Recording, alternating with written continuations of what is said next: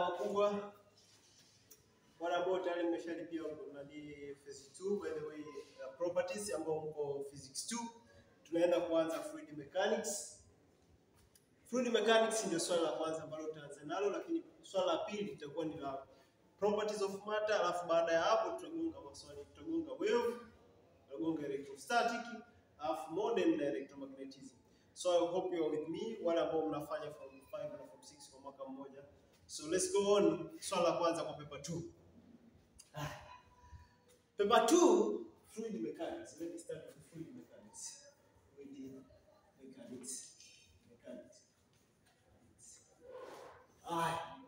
Fluid mechanics, hapa kuna vitu viwili ambavyo unatakiwa kujua. So simple mdogo wangu. So simple, max 20 za bure. Max 20 za bure. Na kabla hujaanza topic moja kwa topic, acha na kuangalia topic zingine kwanza. Sijui bado ziko topic 5, sijui nitamaliza ndio. Hizi vitu achana na stress. Just focus on what I'm talking. Kwa hiyo tunaanza fluid mechanics, focus na fluid mechanics. Sisi tunagonga fluid mechanics, unaenda unasoma na topic nyingine tena leo. Leo unasoma fluid mechanics, unarudia zile notes ambazo nimekutumia PDF. Baada ya hapo unafanya maswali, unaangalia video ya maswali, alafu nikisha kutumia mtihani, maana yake sasa mtihani ndio utaevaluate kwamba umeelewa kwa kiasi gani pia. Alafu sasa ndio utaona namna gani ya kuevaluate. Okay? So tuangalie kuhusu fluid mechanics by the way. Tunapoongelea fluid mechanics, cha kwanza kabisa unaanza kushughulika na vitu viwili. Hakuna vitu zaidi ya viwili. Kuna subtopic hizo kwenye fluid mechanics ambapo lazima ujue kuhusu viscosity. Kuhusu viscosity, maana yake utatakiwa kujua vitu hivyo viwili. Ambapo utajua Poiseuille theorem, lakini pia utatakiwa kujua kuhusu the Newtonian fluids. Cha pili ni part ya fluid flow, ambapo kwenye fluid flow utatakiwa ujue vitu vinne. Utatakiwa ujue proper kwa sababu ndio unaanza kujifunza kuhusu fluid mechanics. Fluid mechanics kwanza ni branch ya physics inayoshughulika na motion of the fluids. Fluids is anything that can flow. Inaweza ikawa ni gas au ni liquid, nitrogen, oxygen, water, chochote kile ambacho kinaweza kuflow, hicho ni fluid. Kwa hiyo tunapoongelea kuhusu fluid mechanics, hii ni branch ya physics ambayo inashughulika na elimu ya jinsi gani vitu vimiminika vinavyotembea, either gas au liquid. Kwa hiyo tunaenda kushughulika na viscosity, part mbili, viscosity lakini na fluid flow, namna gani vitu vina flow. Kwa hiyo cha kwanza kabisa hapa, objectives za kwanza ni lazima tujue kuhusu fluid flow. Fluid flow hii ni part ya kwanza ambayo tunatakiwa kujifunza, lakini cha pili tunatakiwa kujua kuhusu viscosity. Viscosity. Kwa hiyo tunaanza na fluid flow. Unapomaliza fluid flow lazima ujue kudrive hivyo vitu ambavyo nitakwambia hapo, vitu vinne lazima ujue kuvielezea. Kabla hujaenda popote lazima ujue vile mimi ninavyokuelezea na wewe uweze kujielezea mwenyewe. Kiasi kwamba sasa nitakapokuuliza maswali you are perfect about that. Twende. Tuanze kuhusu part ya kwanza. Part ya kwanza ya fluid flow. Fluid flow. Very simple. Tunapoongelea kuhusu fluid flow, maana yake tunaongelea how the fluid flows by the way. Kabla tujaenda mbali, what is fluid mechanics? Fluid mechanics is just the branch of physics that deals with the study of fluids in motion. Nimeandika pale kwenye notes. Kwa hapa naenda in terms of lectures kwa sababu pia una notes. Tukiongea kuhusu fluid flow, maana yake tutashughulika na vitu vinne. Cha kwanza lazima ujue sifa za vimiminika. Kuna sifa kuu 5 za vimiminika. Lazima uzijue na ujue kuzielezea. Properties of the fluids. Kwa cha kwanza ni properties of the fluid. Properties of fluids. Sifa za vimiminika 5. Lakini cha pili ambacho unatakiwa kujua kuhusu types of fluid flow. Vimiminika huwa vina mtindo wa kumiminika. Kwa kuna aina mbili za mtindo wa kumiminika, nasema types of fluid flow. Types of fluid flow, types of fluid flow. Ambapo kuna laminar na tuna tubular and fluid. Alafu cha tatu ambacho unatakiwa ukijue kabla hujaenda popote, unatakiwa ujue kuhusu the mass, law of mass continuity. Ujue kuidrive hii law na ujue kuistate formula yake na jinsi gani ni nini ninachokielezea hiyo sheria, law of mass continuity.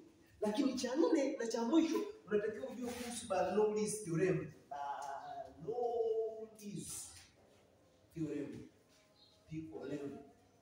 Kwa nikuuliza kwenye fluid umesoma nini leo? Leo part hii video ni kwa ajili ya part ya kwanza fluid flow, alafu tunaweka video ya pili ya viscosity. Kwa hapa unaenda kujifunza kuhusu hizi vitu vinne. Kwa kumaliza hii video lazima ujue kusema types of fluid flow. There is turbulent na laminar. Na ujue kwa nini hii imeitwa laminar, kwa nini imeitwa turbulent. Na ni wakati gani hii laminar inabadilika kuwa turbulent.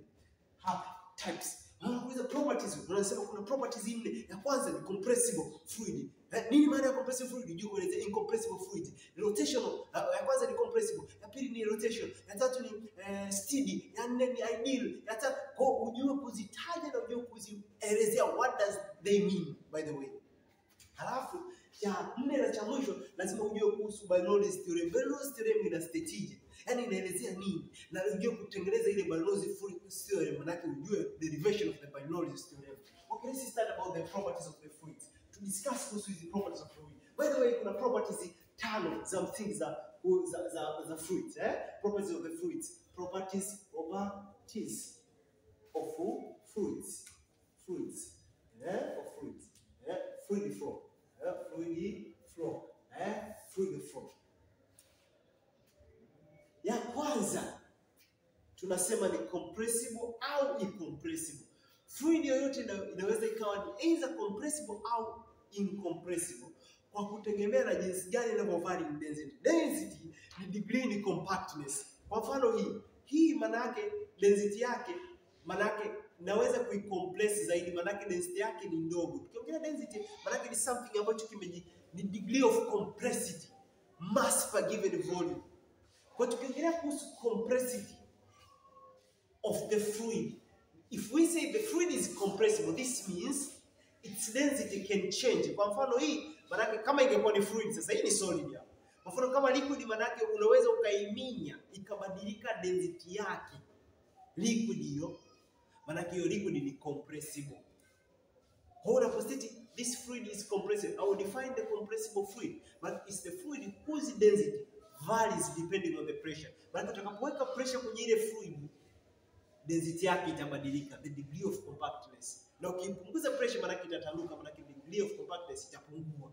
Kwa tunapoongelea kuhusu compressible, sifa ya kwanza ni compressibility. Maana yake inaweza ikawa compressible au incompressible. What does it mean? Meaning the density varies with the changes in the pressure. Changes in pressure.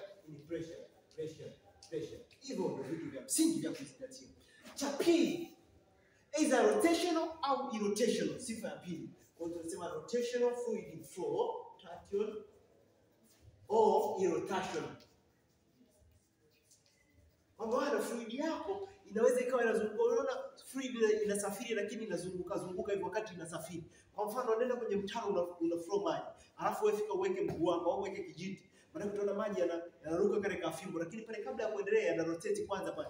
Inaenda, maana yake tunasema imetengeneza rotational flow. Maana yake fluid ikiwa ina net angular velocity, wale mliosoma sasa mnaelewa. The net angular velocity maana yake kuna particles zake ile fluid inapokuwa ikisafiri zinazunguka. Basi ujue hapo hiyo ni rotational fluid. Lakini irrotational fluid sasa unaweka maji kwenye pipe ile, white unaona maji yana flow, Manake hayana mzunguko wa aina yoyote, inaitwa ni irrotational, meaning it's just linear. Manake if the fluid flow has the net angular velocity, this means that is the rotational flow. Kwa kwamba define the rotational flow, unasema is the fluid flow whose fluid have the net angular velocity. So net angular velocity, the fluid for rotational now. The net angular velocity. Hapo kwenye notes zako nimeandika vizuri kuhusu hii, by the way. So hizo tumia hizo definition. Very clear about that. Wewe unisikilize ili kuelewa the concepts ambazo tunazifanya. Cha tatu. Kwa kinachotamani hawa ni kuhusu the angular velocity. Kinachotamani hawa ni kuhusu variation in density. Cha nne, property ya tatu ya fluid flow inaweza ikawa steady au non-steady. Maana tukisema this is the steady fluid flow, maana inakuwa na net velocity. Lakini tukisema ni non-steady, maana ile net velocity yake ina vary. Ile sema steady maana net velocity is constant, maana fluid kama ina velocity ya 5 hapa, hii ndio pipe ya maji. Hapa kuna 5 meter per second, hapa ni 5 meter per second. Maana velocity through the pipe is constant. Ndio ni steady fluid flow. Kwa maana yake inaweza ikawa steady sifa ya nne. Steady au nani? Steady. Kwa hizi ni sifa za fluid flow. Inaweza ikawa compressible, meaning inaweza ikawa vary density, inaweza ikawa ni rotation like ina angular velocity, au inaweza ikawa steady, maana yake ina constant velocity as the fluid flows in the pipe. Hapa tunajifunza fluid mechanics, maana yake sayansi ya namna gani vimiminika vinavyotembea. Maji kwenye pipe, unakunywa maji hapo kwenye esophagus, kwenye mtaro, kwenye mto, vitu kama hivyo bana. Kwa hiyo we talk about the properties of the fluids. Tuangalie property nyingine hapa, tuangalie property nyingine hapa, let's talk about this. Tuangalie kuhusu compressibility, rotational, steady, flow, lakini part ya nne tunasema kuhusu viscosity, viscous or non-viscous. Kwa hizi fluid flow inaweza ikawa ni viscous au non-viscous kwa kutegemea viscosity, maana yake inakuwa described kulingana na coefficient of viscosity. Tutasoma kwenye part ya pili ya fluid mechanics ambayo ni viscosity.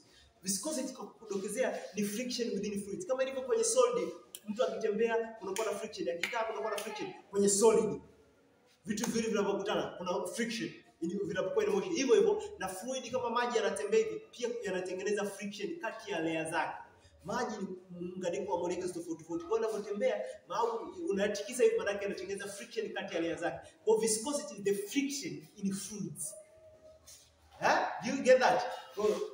Viscosity, tukisema viscous fluid, maana yake ile coefficient of viscosity ni kubwa mle kiasi kwamba friction inakuwa ni kubwa. Kwa mfano asali au mercury au uji au tope, maana yake hivyo ni vimiminika ambavyo tunaita viscous. Kwa nini? Vina coefficient of viscosity kubwa. Unaona, ndio maana vinakuwa ni vizito kutembea kuliko maji. Sio ndio bana? Let's talk about the viscous fluid flow au non-viscous fluid flow. Maana viscous fluid flow is the fluid flow whose coefficient of viscosity of the fluid flowing is larger, such that it restricts the flow of the fluid. Lakini hapa maana yake yenyewe non-viscous inakuwa na coefficient of viscosity very small, so that it just allow easily for the fluid to flow. Kwa hiyo ni property ya nne ya fluid mechanics. You got it? Hai. Baada ya hapo tumesema, baada ya properties, kitu cha pili ambacho tutajifunza kwenye fluid flow, part ya kwanza ya fluid flow, maana tutajifunza kuhusu types of fluid flow. Let's talk about the types of fluid flow. Types of fluid flow. Fluid flow. Types of fluid flow. Types of fluid flow ziko hizo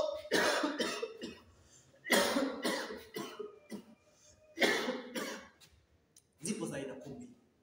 Ya kwanza inaitwa laminar flow, na ya pili inaitwa turbulent. Tukiongea kuhusu turbulent flow, maana yake tunaongelea fluid flow ambayo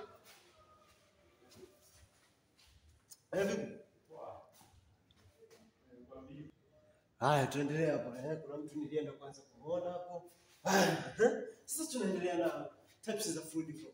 Nimekwambia kuna type za aina mbili za fluid flow. This is how the fluid flows. It's always in two types. The first one is laminar flow, laminar flow, or tunaita streamline flow, streamline flow. Lakini ya pili tunaita turbulent flow. Tukiongelea kuhusu laminar flow au streamline flow, maana yake yenyewe inakuwa ni fluid ina flow. Kwa mfano kwenye pipe, ushaona pipe nyeupe alafu kuna maji ndani, unaona tu imebaki kama pipe, yani huwezi kuona kwamba ni maji yana flow, ila kule ndani kuna maji yanapita. Maana yake kila particle ina flow imenyooka to the same velocity, to the same direction. Lakini kama maji yatakuwa yanajichezesha, kwa mfano labda maji yanasafiri kwenye mto, yamenyooka, hivyo ni streamline flow. Au unaweza kuipata mfano mwingine wa streamline flow ni gari pia inakimbia kwa nyuma, ikiwa inakimbia na constant velocity kwa nyuma, maana yake haibadilishi speed, ikiwa inakimbia na speed ile kwa nyuma, ile hewa inayopita kwa nyuma yake inayoifuata gari inakuwa ni laminar flow au tunaita streamline flow. Yani particles za molecules za air ambazo ziko nyuma ya gari zinakuwa zimenyooka kama hivi. Kwa mfano hii ndio gari. hivi inakimbia. Streamline flow, maana hapa nyuma hizi particles zinakuwa hivi. For defining the laminar flow is a type of fluid flow in which each particle moves the same direction in the same velocity. Manake at the point they have all the constant velocities. We may define vizuri pale kwenye notes. Lakini talking about the turbulent flow, manake ni aina ya fluid flow. Understand first the definition, what is the case, and then you look to your book. Angalia vizuri hapa. Tukiongelea kuhusu the turbulent flow, what's the turbulent flow? Manake yenyewe each particle is directly zoned. Kwa mfano particles are hapa, ndio hii ina move. Particle at a point, ukiselect particle mbili zinakuwa na different velocities, they are moving in different direction. Hata kama zikiwa na the same velocity, they are moving in different direction. Maana yake kwa mfano ndio hii gari, hiyo kesi kwa mfano gari ikasimama ghafla. Maana yake hii hewa around hapa nyuma itaanza kujichanganya. Maana yake particle hii ita move huku, ita move huku, ita move huku, maana yake itakuwa na random motion. So defining this turbulent flow, maana yake ni type of fluid flow in which particles at the same point have different velocities in different direction, or particles of the fluid are in random pattern. Hiyo tunaita turbulent flow. For fluid flow, how the fluid flows, there are two types of form in which fluid flows. First one is laminar flow, in which every particle at every point has the same velocities in the same direction. But the turbulent flow is when the particle is now moving, they are in random pattern. Particles of the fluids. Okay, those are the types of fluid flow. Kitu cha tatu ambacho nimekuwa tunajifunza kwenye part ya fluid flow, ukiacha kabla ya kuna namna ya kudetermine, je, hii fluid flow ni turbulent au hii fluid flow ni laminar? Wanakupa swali tafuta, wanatumia kitu kinaitwa Reynolds number. Sasa hiyo Reynolds number tutajifunza wakati tunajifunza kuhusu terminal velocities, wakati tunajifunza kuhusu viscosity. Niangalie vizuri hapa. Kwa sababu hujajifunza viscosity hapa, lakini hiyo ndio tunatumia kufanya determination hapa. How to determine the laminar flow or a turbulent flow? We use the Reynolds number. Reynolds number. Reynolds number.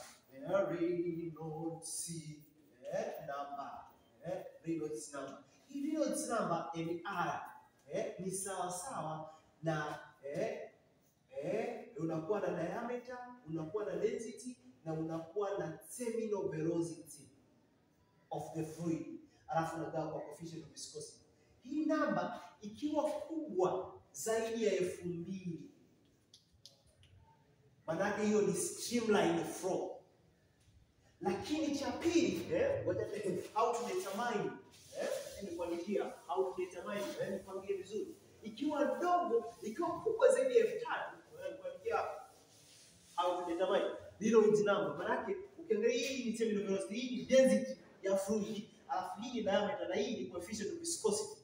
Angalia, ukikalculate hii namba kwa mfano kwa swali, utapata hii Reynolds number NR ni kubwa kuliko 3000. Hii tayari ni turbulent. Ila ikiwa ni ndogo kuliko 2000, Reynolds number, maana yake hiyo ni laminar, maana yake bado inakuwa ni uniform. Ila ikizidi hapo maana yake inakuwa ni turbulent. Lakini ukiona ipo between 2000 hadi 3000, ukipata jibu lako kwenye 2000 hadi 3000, maana yake ujue hiyo iko unstable state. Kwa hiyo umepata kwa mfano 2500, unakuuliza which type of flow is that? Unasema this is unstable type of flow, meaning at any time it can turn to be turbulent or laminar. So it depends on how it proceeds. Hapo ni kuhusu types of fluid flow. I hope you understand about that. Kitu cha tatu ambacho tunatakiwa kujua baada ya kuwa tumejua kuhusu types, tumejua kuhusu properties of fluids, unatakiwa ujue kitu cha tatu cha msingi ambacho unatakiwa kujua hapa ni kuhusu law of mass continuity. Nimekwambia part 4 unatakiwa ujue kuhusu fluid flow. Law of mass continuity.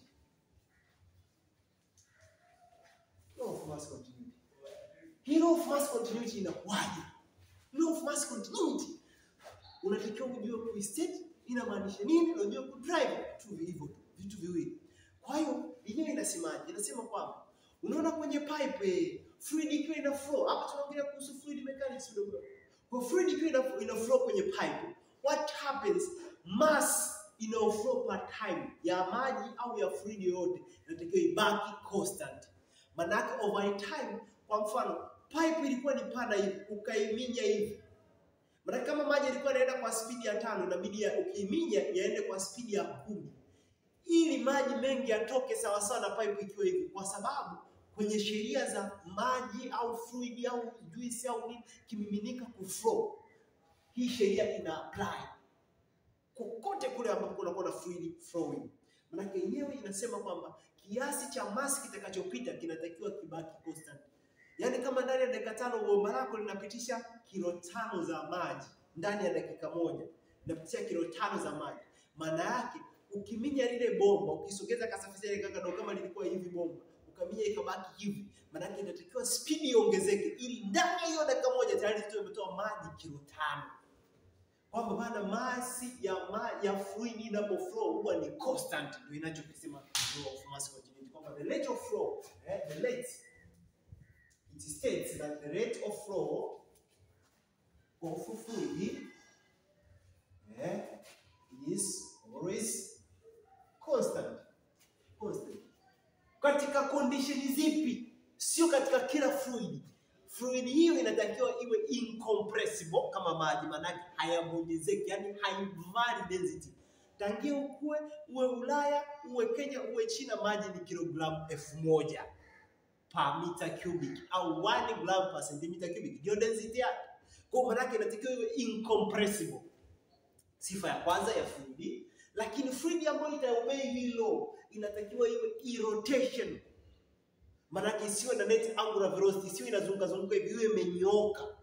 Irrotation. Nakumbuka zile properties nne. Lakini cha property nyingine inatakiwa, tusema property gani? Tulisema kuhusu incompressibility, tulisema kuhusu compressibility, tulisema kuhusu rotation na rotation, tulisema kuhusu ideal, tulisema kuhusu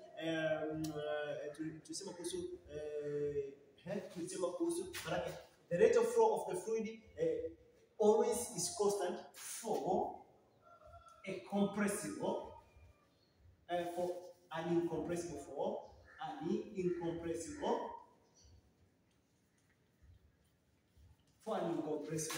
irrotational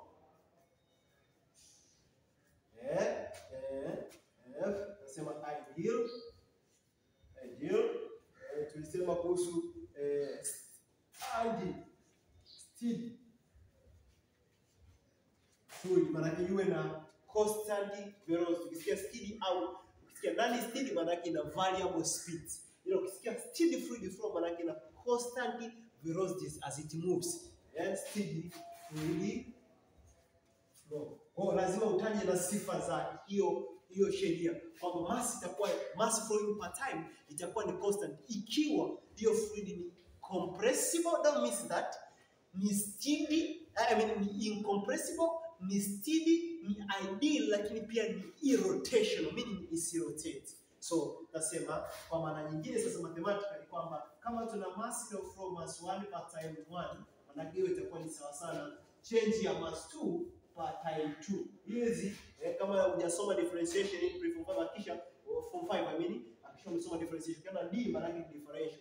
Kule primary ilikuwa unaita change ya, maana yake ni mabadiliko. Kama mass ya sasa hivi na baada ya dakika 2 itakuwaje, unatafuta mabadiliko.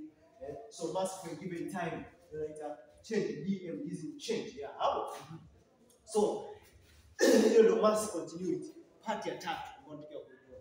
Kwa hii huwa tunasema hivi, let mass tunajua ni sawa sawa na density times volume, si ndio? Ndio.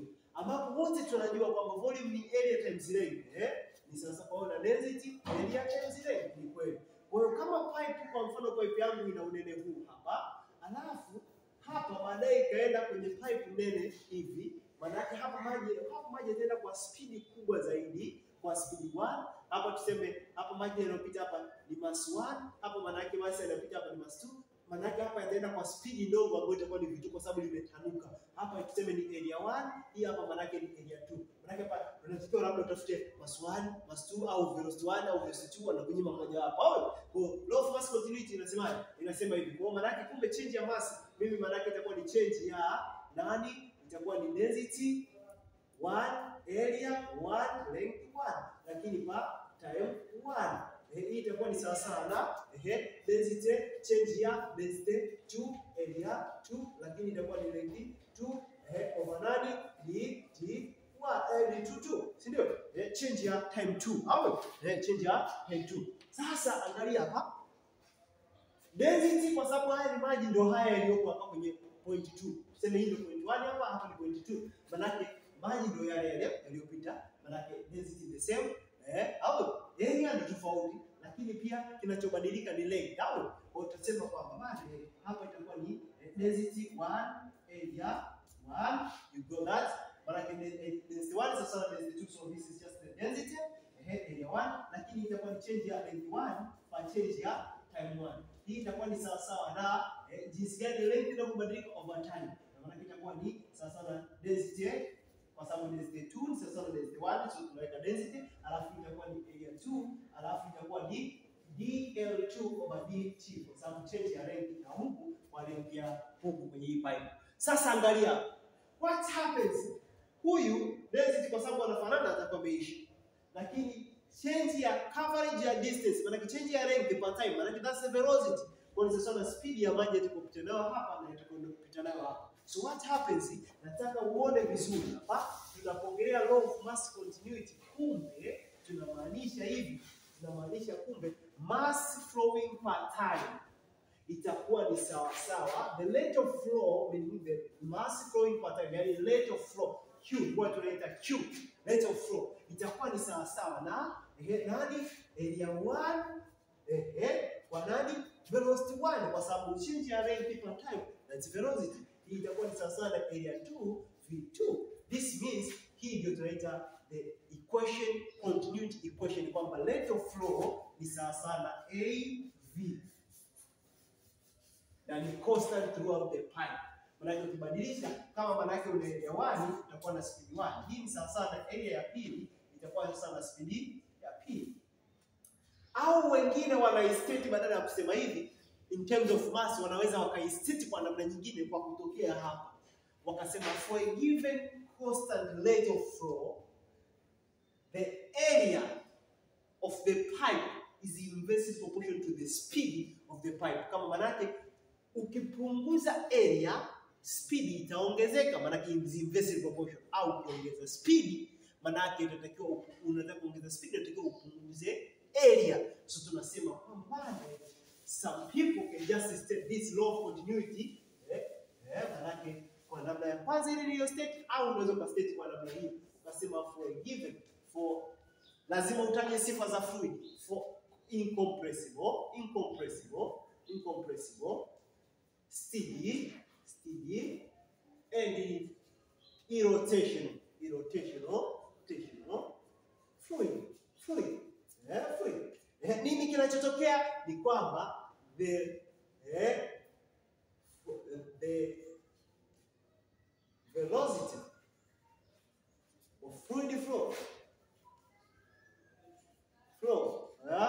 is inversely proportional to the area of the pipe.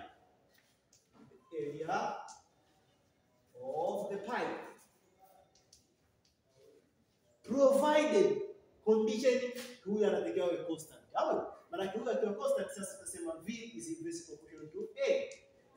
Maana provided the rate of flow is kept constant. Hivyo ndo ambavyo law of mass continuity inaongea. Hivi vitu ni vyepesi ndugu wangu. Tayari hicho tumemaliza part ya mwisho. Tunaenda part ya mwisho. Tumesoma kuhusu properties of the fluid, tumesoma kuhusu types of the fluid na namna ya kudetermine, by the way, kwa kutumia the Reynolds number, ambapo nikakwambia ikizidi F3 hiyo ni turbulent tayari, ikiwa maana yake ni disorganized, au kwa namna nyingine wanaita organized na disorganized. Ikiwa ambayo organized tunaita laminar flow, disorganized tunaita turbulent. Na namna ya kudetermine kulingana na Reynolds number. Lakini part ya mwisho ya tatu tumejifunza kuhusu mass of continuity. Lazima ujue kuistate kwa namna zote mbili, lakini pia lazima ujue kudrive hiyo formula kutokea pale kwenye mass flow in per time. Sasa kitu cha nne na cha msingi kabisa kwenye fluid flow, lazima ujue kuhusu Bernoulli's theorem na application zake. Kwa syllabus yenu sasa hivi imekuwa nyepesi. Wakati ule sisi tunasoma application 11 za Bernoulli's theorem. Yenyewe sasa hivi mtasoma application 5 tu boss. Kwa sasa tuangalie Bernoulli's theorem, namna ya kuistate, namna gani unaidrive, lakini namna gani unafanya application. The real life application 5 ambazo unatakiwa uzijue wewe. Japo nitakuongezea zifike 7. Wala amchelewa kusema nafundisha watu syllabus. Sasa tunasema kuhusu part ya mwisho sasa ya fluid flow. Part ya mwisho ya fluid flow. Tuangalie part ya mwisho chake ziko wapi? Okay. Tuangalie part ya mwisho ya fluid mechanics. Ambayo ni Bernoulli's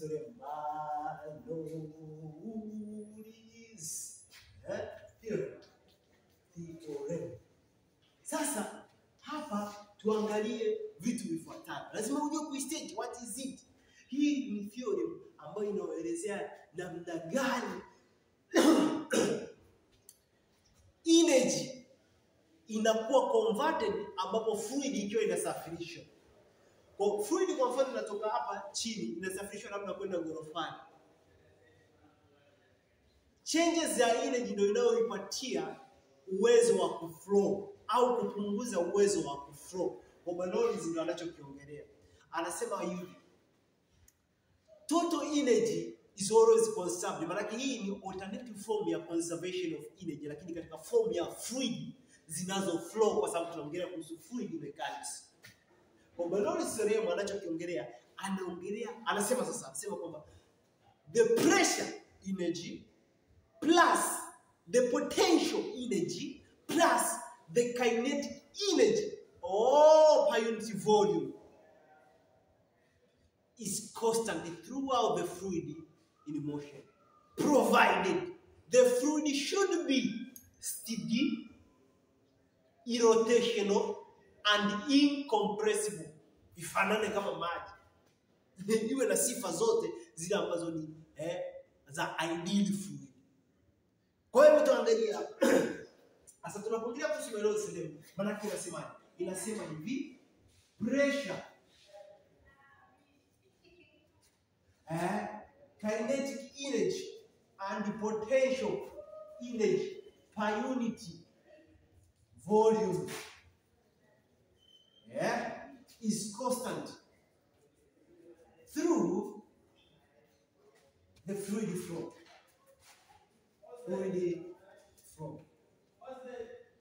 Provided conditions. Sasa lazima uweke condition, sio kila fluid flow. Provided the fluid is compressible, incompressible, meaning there is no variation in density. Incompressible,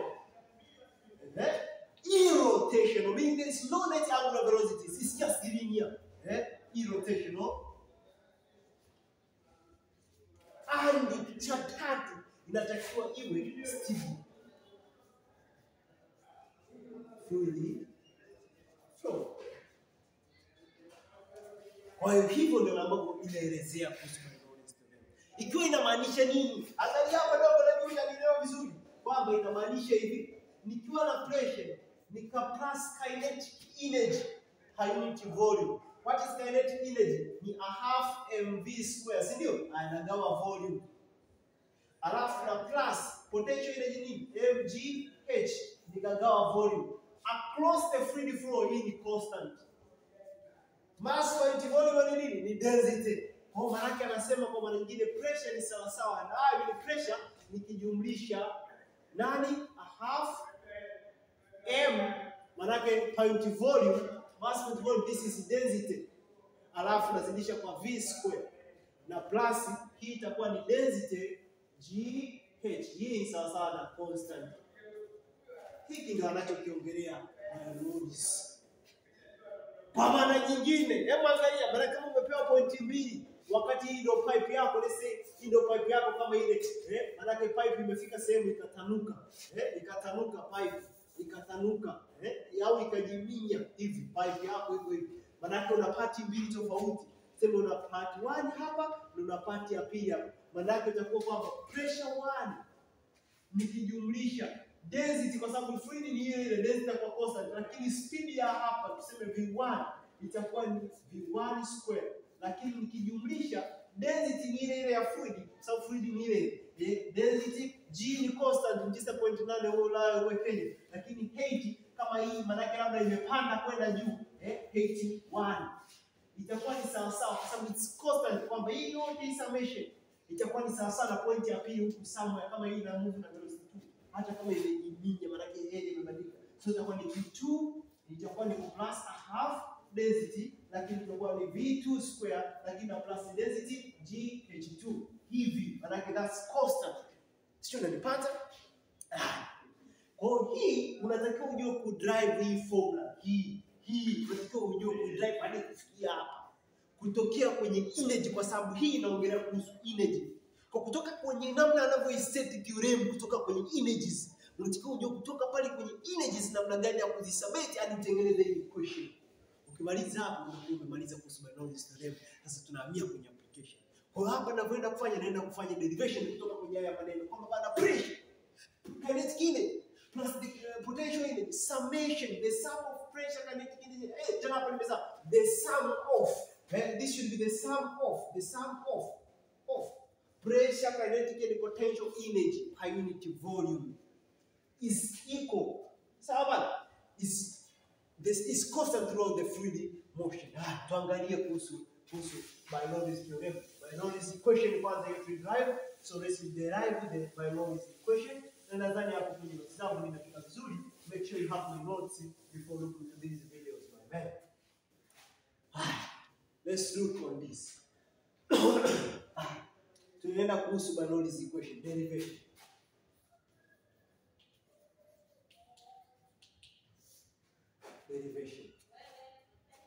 Sasa tuangalie hapa namna gani ya kudrive. Ukinakumaliza hapa lazima uje kudrive, irudie hapa kudrive, rudia. Mwalimu ameanzia hapa, mbele. Kama hujanielewa mapema sana, ukituma message WhatsApp nitachelewa. Tuma angalau message za kawaida kwenye ile namba yangu ya 8787. Zile zingine wewe unaweza usimpate kwa haraka. Tuma hapo message au piga, ndio inakuwa vizuri. Teacher, ni hivi na hivi na hivi, nataka hiki na hiki. Hapa sikuelewa. Hapa inakuaje niulize. Hapa ukishatoa ndogo, hiyo ni shauri yako. Ukishanilipa mimi, kazi yangu ni kukuelekeza. Hapa kupiga mkonga, ufaitie pesa, uelewe vipi. Usiseme mimi sielewi. By the way, kwa topic moja unaweza kukuta na video 4, 5 kulingana na aina ya wanafunzi. Ndio maana pale mnaponipigia simu na wasajili na wauliza vipi ili niweze kupata background yako. Ili ninapodina wewe najua huyu namtumia video gani. Sio unanipata? Hiyo ni kazi yako ndio, wewe lazima uelewe. Yaani ni lazima. Sababu umetoa hela. Twende. Sasa tuongelee kuhusu how to drive about this. Lakini usifanye uzembe, maana yake nenda ukae chini urudie. Angalia pale kwenye notes, fuatisha. Kama uweze ukaona unasoma kwenye laptop moja hiyo unaangalia video hiyo unasoma andiko. Maana kama unaona vipi, chukua hizo notes nenda uprint pale, unasoma kama hard copy, tumia hard copy. Hii laptop ibaki kwa ajili ya video. Unaangalia video, by the time unaanza kusoma unafunika video, sasa unaangalia kuhusu notes zako. Hapo tuangalie kuhusu derivation. Angalia kwa mfano hii hii ndio pipe kubwa. Hapo yani chore kabisa hapo kwenye kamera vizuri. Hii ndio pipe kubwa hapa. Iko hapa. Sema hapa ndio chini, hapa ndio kwenye ardhi. Hapa ndio kwenye ardhi. Chini, ground. This is the ground. Sasa hii pipe angalia vizuri. Maji yanayoflow hapa yana flow kwa speed let's say v1. Lakini hii pipe iko juu kiasi fulani hapa kwenye gate 1 sema. Kwenye gate 1. Sasa kutokea hapa hii pipe labda tumeipandisha juu. Lakini wakati tunaipandisha juu tulienda tukaiminya sehemu. Kwa wakati inaenda kwenye chumba cha pili ghorofani kutoka hapa chini. Sema pipe imeanzia kwenye height fulani. Maana yake hapa ilikuwa tayari cross section area imepungua. Maana yake wakati huku ilikuwa na cross section area A1 na hapa maana yake maji yalikuwa yanapita na pressure 1. Hapa sasa hivi maji yanapita na velocity 2, lakini pia hii area imebadilika, imeminywa imekuwa V2, lakini pia pressure yake ni V2. Maana yake pressure different kabisa, kwa sababu kama uminya maana yake pressure pia itapungua ili speed iongezeke. Bernoulli's theorem. Kwenye Bernoulli's theorem tunasema ukiongeza speed ya fluid maana yake unapunguza pressure. Kwa hiyo usishangae. Unaona pale ukiminya hivi kwa kidole kwenye bomba maji yanatoka kwa speed kubwa. Pale ndio kunakuwa na pressure ndogo sana pale ya air hapo. You don't get it? Narudia leo. Pale huko kunakuwa na speed kubwa kwenye fluid. Nasikia mbona ndo unaongezea pressure? Unakosea dogo kifizikia. Maana unaongeza pressure pale ambapo fluid inaongeza speed, maana hapo tunasema pressure umeipunguza. Unaona pale upepo unapita hivi. Maana hapo kunakuwa na pressure ndogo. Na ndio maana speed ya fluid inakuwa kubwa. God damn it. Sasa tunaenda. Kwa kutokea hapa, hii ndio tunasema H2. H2. Maana hii pipe iko kwenye H kubwa. Sasa angalia hapa kama tunapofanya. Tunapofanya ya mauchawi. Na kudrive balloons. Ama kudrive balloons. Unachora mchana kwa drive, unachora. Unachora. Na hakikisha kabla hujaambia subtopic nyingine, hujaripia subtopic nyingine, hakikisha hii umefanyia mtihani kabla ya kusoma subtopic nyingine. Na ndio maana natuma video nusu. Ukilipia video unakupa ya part 1, unasoma kwanza, unafanya maswali kwa part 2, kwa sababu ikikupa zote wanafunzi akiona kama vile sielewi anakataa na amia nyingine. Usiwe hivyo. Malizana na hii kuja kielewa kitafutia ufumbuzi alafu nenda kingine. Sawa bwana? Tena. Na ndio maana lazima ulipie ili mimi nikusimamia, kwa sababu tunakufundisha. Unafundisha tu, unafundisha sina fundisha tu. Fundisha kulingana na wanafunzi. Lakini nakusimamia nakwambia hiki atwendi. Hiki ukiona mashaka unanipigia, unaniuliza. I'm there for you. Angalia. Angalia kuhusu how we drive this Bernoulli's. Angalia sasa. Bernoulli's alisemaje? Alisema kwamba tukichukua pressure, tukijumlisha kinetic energy, tukijumlisha potential energy, that means the total energy. That's the total energy. It's always constant. So the total energy per volume is constant. Angalia what happens above the drive. Tunasema hivi, maji kama yatatokea hapa chini, yanapanda hapa juu. Ujue kabisa unapoongeza height maana yake unaongeza potential energy, kwa sababu potential energy ndio mgh. Wakati huo kinetic energy inapungua. Speed inapungua pale ambapo unaongeza kinetic, unaongeza potential energy maana yake kinetic energy inapungua. Na pale unapopunguza height maana yake unapunguza potential energy, unaongeza kinetic energy. Sio ndio? Kwa maana yake maji yanapopanda kutokea hapa kuja huku, maana yake ile loss in kinetic energy inakuwa ni sawa sawa na kuna energy, total energy ambayo ina energy hizo mbili. Inakuwa ni sawa sawa na potential energy, lakini kwa sababu maji yanakuwa na pressure yake, potential energy plus the kinetic energy, potential energy inakuwa za aina hizo mbili. Nataka unielewe vizuri. Unapoongeza height maana unaongeza potential energy mgh. Na maana unaongeza height maana unapunguza kinetic energy, kwa sababu potential energy inaongeza. Total energy is always conserved, unakumbuka kwenye system. Kwa kama unapanda juu maana speed inazidi kuongezeka. Hebu niangalie vizuri.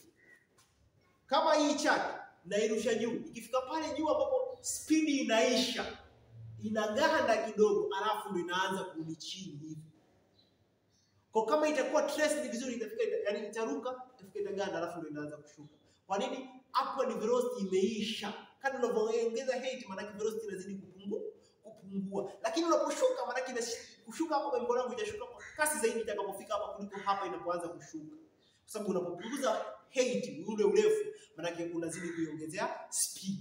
Asangalia kwa maji yanapotoka hapa kuja hapa maana kunakuwa na loss in kinetic energy. Ambapo loss in kinetic energy inabadilishwa, haipotezwi. kwa sababu energy is always conserved, maana inabadilishwa kuwa the total energy ambao itakuwa ni potential gain in potential energy. Lakini potential energy is always the work done, ni kazi ambayo inafanyika. Kazi inafanywa na vitu hivyo viwili hapa.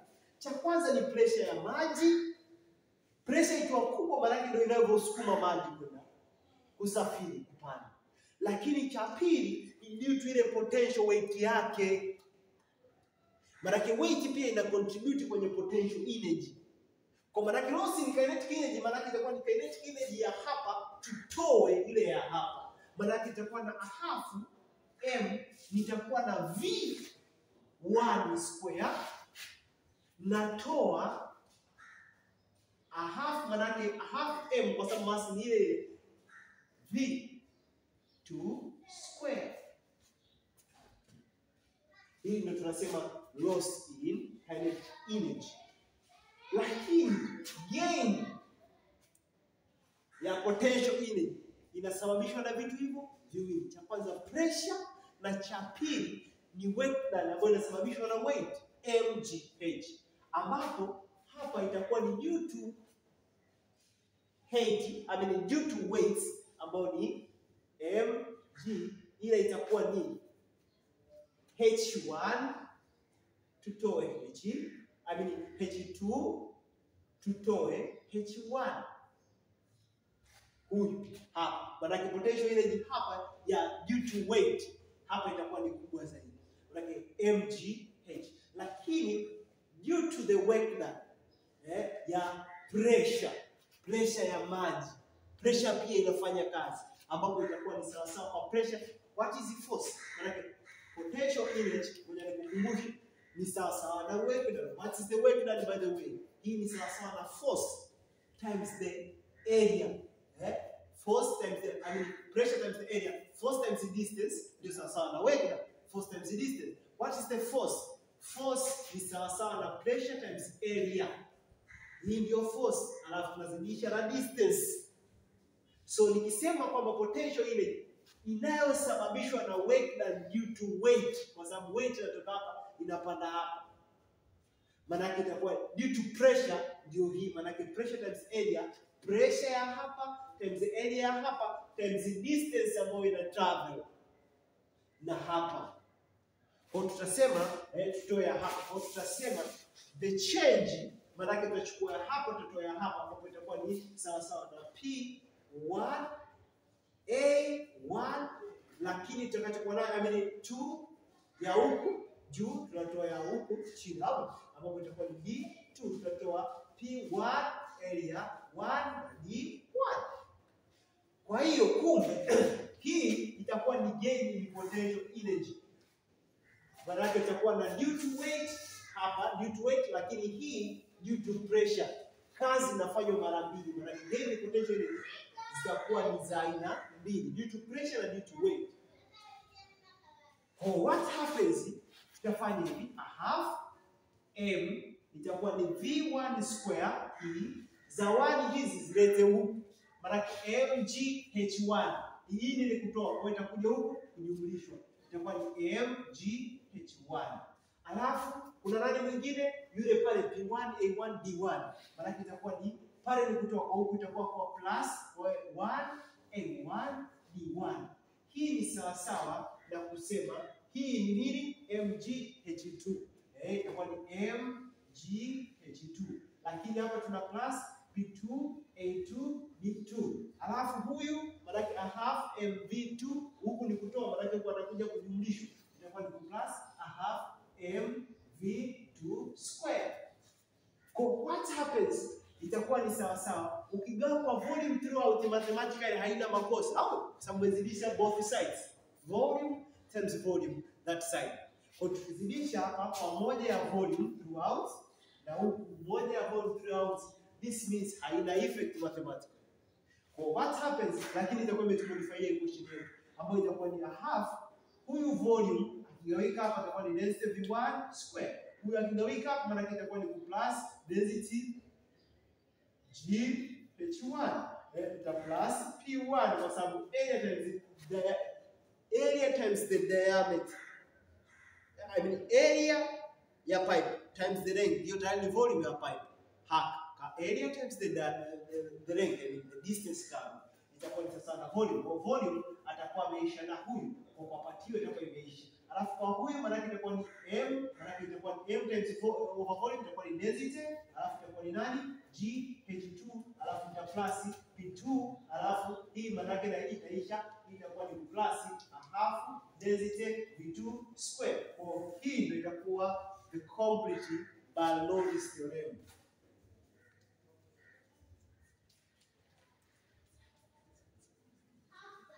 Bernoulli's theorem. Hapa nadhani tumeelewana. Hapa tumeapply Bernoulli's theorem. Kwa mfano, pressure plus the potential energy plus the kinetic energy per unit volume is constant throughout the fluid flow. Hiyo ni Bernoulli's theorem. Sasa tujifunze kuhusu application zake kuu 5 according to your syllabus. Very easy, mama, very easy. So let's discuss about these applications. Sasa application zote za Bernoulli's theorem zinategemeana na theory moja. Kwa maana popote pale not this theory moja ni intensify, ni ipanue hii theory. Maana ukiongeza pressure, ili uongeze pressure katika point, lazima uongeze speed, the velocity of the fluid flow. Kwa hiyo unapotaka kuongeza, angalia, take this, take the notes. Key concept tunaita ya Bernoulli's theorem ni kwamba whenever the speed of the fluid flow is increased, meaning unapunguza the pressure within, like pressure is inversely proportional to the velocity of fluid. Ukiongeza speed maana yake unapunguza pressure, na ukitaka upunguze pressure maana yake wewe cha kufanya, na ukitaka uongeze pressure maana yake wewe cha kufanya just ongeza, ukitaka uongeze pressure maana yake wewe punguza speed ya fluid zinazopita. Ukiona fluid zinapita hivi maana yake hapo kuna pressure ndogo. Hata ukitaka uongeze pressure sehemu, kwa mfano uongeze pressure maana yake unapuliza. Unaona bana? Ukipuliza hivyo maana yake unaongeza hapa juu, kama nilivyopuliza maana yake kulikuwa na speed kubwa ya air. Maana yake kulikuwa na pressure ndogo pale juu. Sasa hizi application ya kwanza ndio kunaitwa suction effect. What is it meaning? Hii ni nini? Application ya pili ni aerofoil structure. Aerofoil structure. Application ya tatu dogo, ni venturimeter. Hii ni calculation, lazima ujue. Venturimeter wanaipenda sana. Max 20 za bure venturimeter. Ya nne, lazima ujue kuhusu blowing off, namna gani bati linaweza likaondoka la nyumba wakati kuna upepo, kwamba blowing off the roof of a house during the storms of windstorm. Wakati upepo na blowing off ni kung'atuka, au blowing off the roof of a house in the windstorm. Hizo ni application number 5. Torricelli's theorem. Torricelli's theorem. Hapa hii theorem inaelezea namna gani maji kwenye tanki yanaweza yakaflow ukiweka pipe. Torricelli's theorem hapa. Inaongelea ile speed yake inakuwa ni sawa na free fall of the body. Kwa wewe utajifunza hizi. Japo kuna application sisi tunasoma 11 kama atomizer, tunasoma chimney, chimney. Ukiona zile wale ambao mnasoma zile shule za Kiboleo Tech zile, wapi kwa mfano wale wa Iunga Tech pale Mbeya, unaweza kaniambia pale kulikuwa na baadhi ya nyumba kuingia kama vile kuna mnara fulani ambapo wazungu zamani kwa sababu ya baridi walikuwa wanachocherea mle kuni, maana yake inatengeneza joto ndani ya nyumba ila hamna moshi ndani ya nyumba. Kwa nini? Kwa sababu nje kuna upepo unapuliza. Ukipuliza upepo, kule pressure inakuwa ni ndogo. Kwa moshi lazima uende juu kupitia ile chimney. Chimney maana yake inakuwa ni nyumba, alafu kunakuwa na kamnara maana yake inapitisha hapo. Wakati wao wanachochea kuni, moshi unaenda juu. Kwa nini uende juu na usitapake ndani ya chumba? Kwa sababu ya ile Bernoulli theorem, kwamba upepo ukipita maana yake unaongeza speed ya air, kwa kule kunakuwa na pressure ndogo. Na ukiwa na pressure ndogo ndani, usisahau kuna pressure kubwa, kwa sababu upepo haupiti ndani, madirisha yamefungwa wakati wa baridi. Au kwa maana yake pressure inasababisha moshi unaenda juu. Hebu tuangalie moja moja. Tuangalie moja moja. Let's talk about one suction effect. Suction effect hii hapa nakuelezea pale kwenye notes, nadhani nimekuonyesha vizuri. Suction effect. Na hii topic fluid mechanics ni siku 3. Fluid flow hii ni siku moja. Unaangalia hii video, alafu unamaliza, unafanya maswali yake. Baada ya hapo, siku ya pili ni ya kuangalia kuhusu viscosity na kufanya maswali yake. Siku ya 3 tunafanya maswali ya pamoja na kufanya mtihani wa hii. Kwa lazima usome na kusoma tena. Unasoma na kurudia. Itakufunika kuhusu fluid mechanics, you are done about it. Twende. Kwa tunasema kuhusu suction effect. What is the suction effect? Na lazima ujiamini kwamba naweza. Hivi vitu ni vyepesi wewe. Vyepesi sana. Sikiwa advance wawekee vitu vya kiungu. Wangechukua angalau vya mwaka wa kwanza engineering wakawekea kiasi fulani. So form 6 unasoma kama form 1, tuje tutepesi. Suction effect. Suction effect maana yake yenyewe ni nini? Hii ni phenomena ambayo huwa inatokea pale ambapo vitu viwili vikiwa vina move karibu. Kwa mfano, wanakuuliza kwa nini si haishauriwi boti mbili zinazokimbia kwa kasi zikae karibu wakati zinakimbia? Kwa sababu zinaweza zikavutana. Kwa ile phenomena ya kuvutana kwa vitu viwili vinavyokimbia sehemu moja kwa karibu, inaitwa suction effect. Au kwa mfano wanakuuliza kwa nini haishauriwi mtu kusimama karibu na treni inayopita inakimbia kwa kasi? Kwa sababu unaweza kujisikia unavutwa hivi. Ikipita kwa kasi karibu hapo treni, utavutwa. Sio kwamba kwa sababu unachuma labda unavutwa na sumaku, ni kwa sababu ya suction effect. Ni phenomena ambapo vitu viwili ambavyo viko karibu, kimoja kinapita kwa kasi au vyote vinapita kwa kasi against each other, maana yake vitavutana. Pale nimeelezea kwenye notes kwamba phenomena by which two objects staying too close are moving in relative to each other, they tend to attract. Your phenomena, we call it suction effect. For hii example nimekuonesha ni kama a person is standing behind a fast moving train.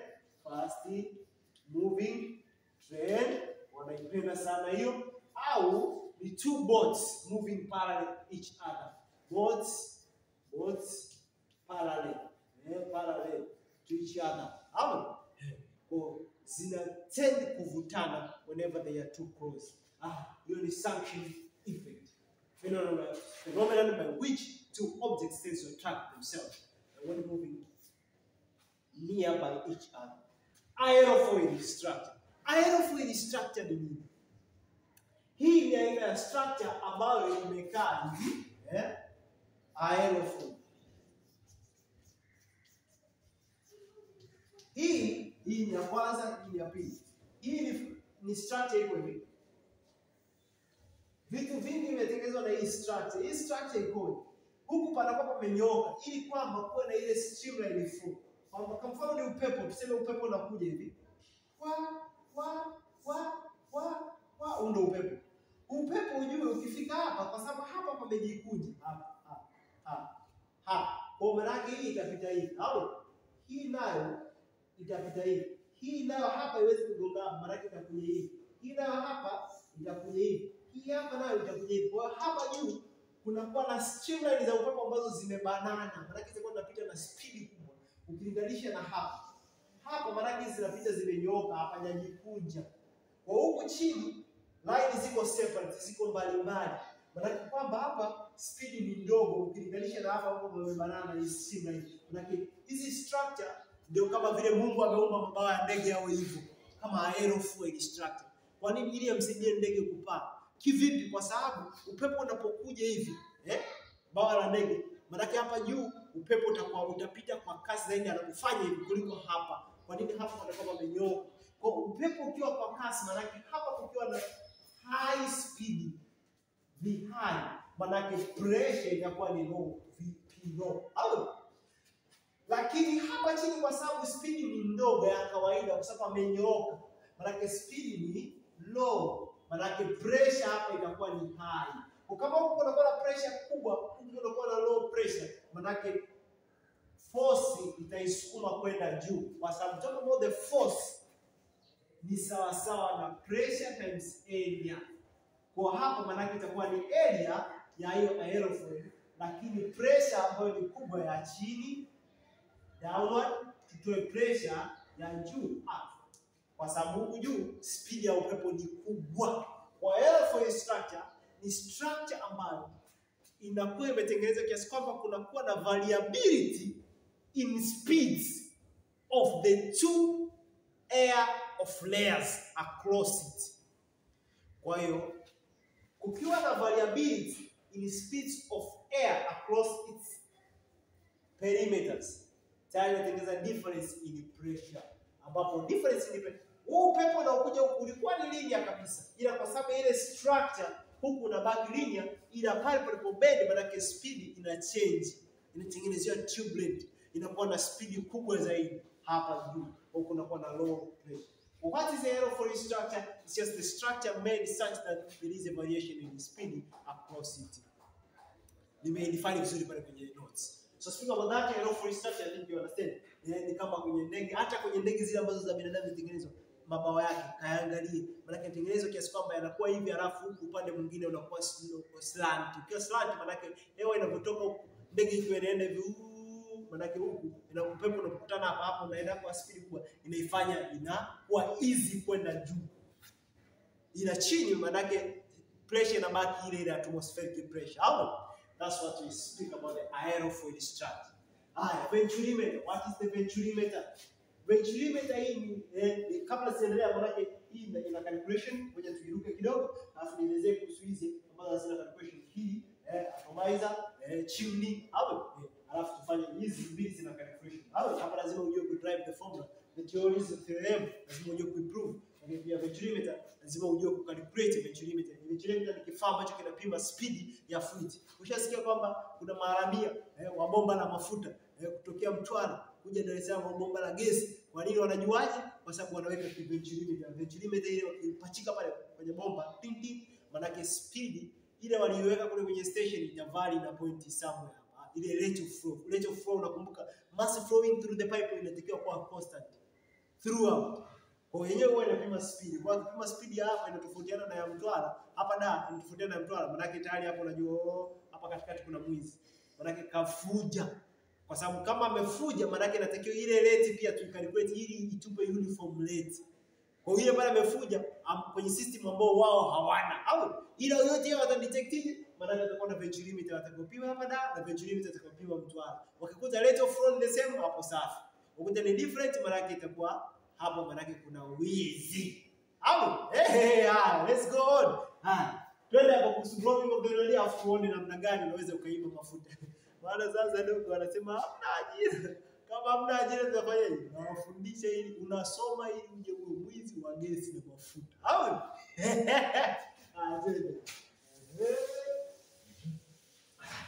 Sasa ndio tunasema.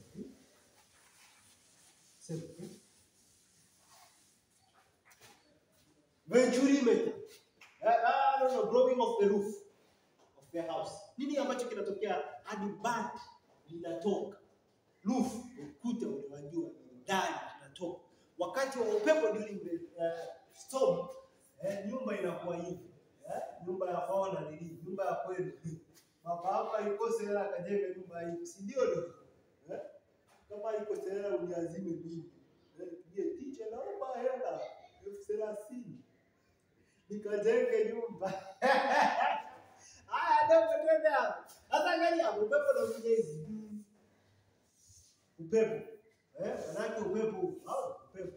Manake hapa kunatengenezea nini? Upepo unakuwa na high speed. Wakati hapa upepo hauwezi kupita hapa kwenye madirisha umefunga madirisha.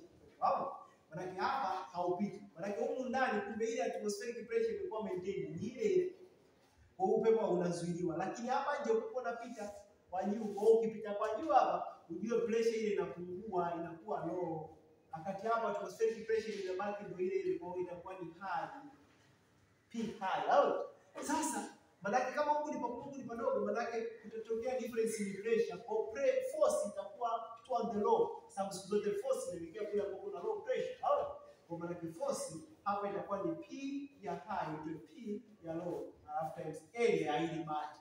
Kwa kinachotokea ni kwamba hili bati lina experience an upward force. Kwa upepo unapopuliza maana unasababisha bati linakuwa linanyanyuka kwa sababu ile an upward force.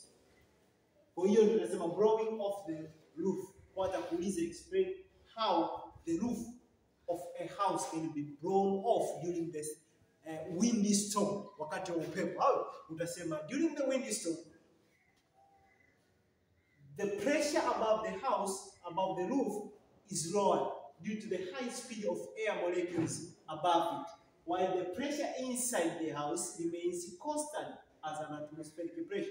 So the difference in pressure created upward and inside the house creates an upward force which causes the blowing of the roof out of the house. So let's go on. So let's go on for the venturimeter.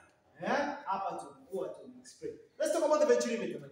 Let's talk about the venturimeter. What is the venturimeter, man? Venturimeter. Sasa tuongee kuhusu venturimeter. Hapa tunaongea kimahesabu sasa.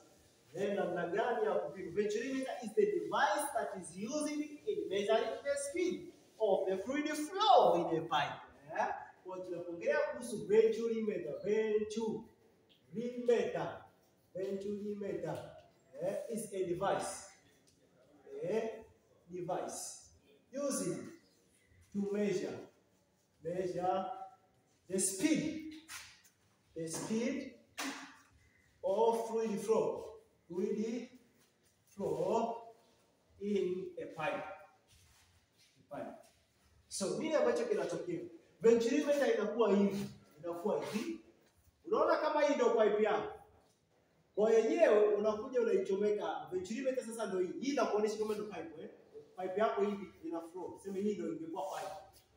Unataka upime fluid flow. Maana unakata hapo alafu unaipachika venturimeter. Hapa. Ambapo venturimeter inakuaje sasa? Venturimeter yenyewe inakuwa na upana huku kwa ajili ya kuingizia kwenye upande huu wa pipe ambao umekata, alafu inaingia hapa. Yenyewe inakuwa imejiminya hivi. Kwa wakati huo yenyewe itakuwa hivi hapa ndo, alafu itakuwa na upana nyingine hapa. Hivyo ndio inakuwa venturimeter. Maana ukikata pipe ile huko utachomeka na huko utachomeka. Kwa ile fluid yako itaendelea kuflow kama kawaida, lakini yenyewe imekuwa ikipita kwenye venturimeter inaminywa, alafu tena inatokea huko. Kwa kwenye venturimeter tunakuja kupima hii height. Difference in height wakati fluid ikiwa hapa na ikiwa hapa. Hapa. Hao lia vizuri. Maana hapa fluid ikipita hapa kwenye haka kembamba, maana fluid itapanda zaidi kuliko hapa. Tuseme hapa ndio kwenye H1. Maana hapa hii ni area 1. Maana speed fluid inayopita nayo hapa ni V1. Lakini hapa tuseme, angalia vizuri kidogo, Maana hapa tuseme imepanda hapa. Kwa difference in height hapa kutokea hapa, hii ni sawa sawa na H.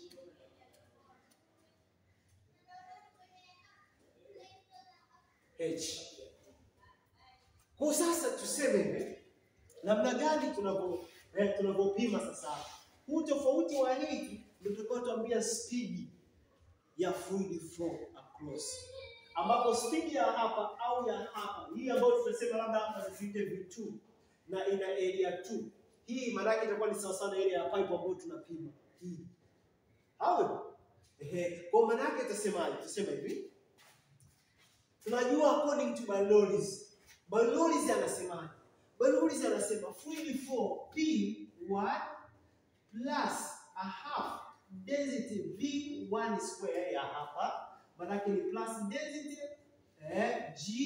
GH1 itakuwa ni sawa sawa na a half density V2 square, lakini nita plus density GH2, lakini nita plus P2. Sasa hii H1 na cancel na H2 kwa sababu zitakuwa the same, kwamba height hapa ni sawa na ya hapa. So what happens itakuwa ni kwamba P1 nikitoa P2 aje huko atolewe na P2, itakuwa ni sawa na a half density, lakini itakuwa ni V1 square natoa V2 square hapa. So what happens, maana yake itakuwa na hii mbili itakuja huko, itakuwa ni 2. Hii ndio tunaita change in pressure. Kabla sijaendelea, mabadiliko ya pressure ya hapa kutoa hapa, maana yake that is the change in pressure. So the change in pressure hii tunaita P1 kutoa P2. Kwa hiyo tunatumia change in pressure, maana yake ni mabadiliko kati ya pressure huyu katika point hii nyembamba nitoke katika ile point nene. So this means nikisema change ya pressure ni sawa na a half density, ila itakuwa ni nani? V1 square na mtoa nani? V2 square. Hii ndio naita equation ya kwanza hapo. Alafu sasa mimi kwa sababu ninapima speed ya fluid flow, natakiwa ni determine V2 kwenye ile pipe, au sometimes watakuuliza determine V1 kulingana na swali. Au sasa angalia hapa, hii naipatia wapi? Au V1 naipatia wapi? Naipatia from mass continuity, ambapo mass continuity anasema from A1 V1 ni sawa na A2 V2. Hii ni sawa na kusema kwa mfano mimi nataka V2, sasa ndio ambayo tunampima, maana yake na make the subject V1.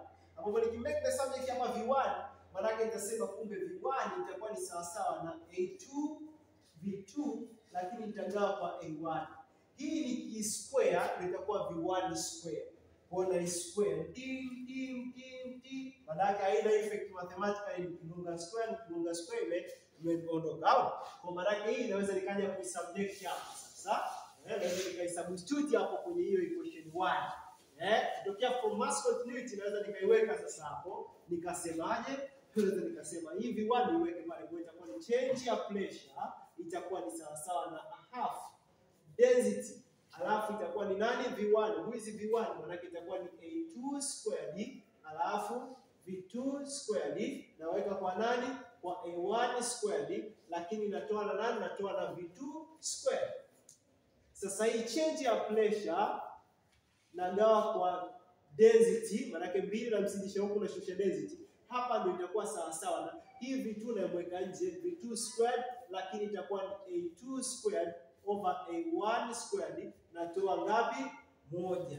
Hapa maana yake naweka KDS itakuwa ni A1 squared, lakini itagawa kwa hapo, maana yake itakuwa ni A2 squared, alafu nagawa kwa hapo, maana yake itakuwa ni A1 squared hapo, maana yake itakuwa ni V2 squared. Hii sawa na 2 change ya pressure, alafu nagawa kwa density. You get it? Sasa angalia hapa vizuri ndio. Hii A1 square naileta hapa. Maana yake hili ni baki na V2 square. Hawa maana yake nitawahamishia hapa chini. Kwa maana yake kumbe hiyo V2 square maana yake itakuwa ni sawa na 2, lakini change ya P over nani? A1 squared, alafu itakuwa ni A2 squared natoa A1 squared. The same thing kama utakuwa ulimake the subject V2.